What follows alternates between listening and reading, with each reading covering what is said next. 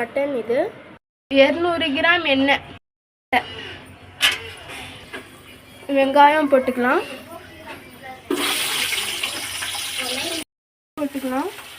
இஞ்சி பூண்டு paste 50 gram,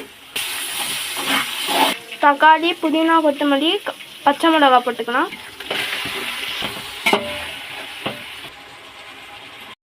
மிளகா பொடி போட்டுக்கலாம், மட்டன் போட்டுக்கலாம், 1 கப் தயிர் போட்டுக்கலாம், கரம் மசாலா போட்டுக்கலாம், நல்லா மிக்ஸ் பண்ணிக்கலாம்.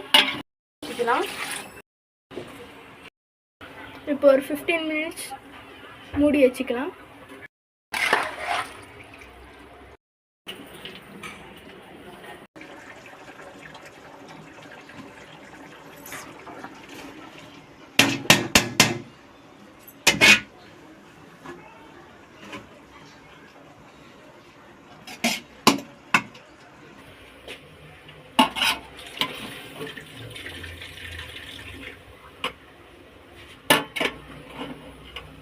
சூப்பர்.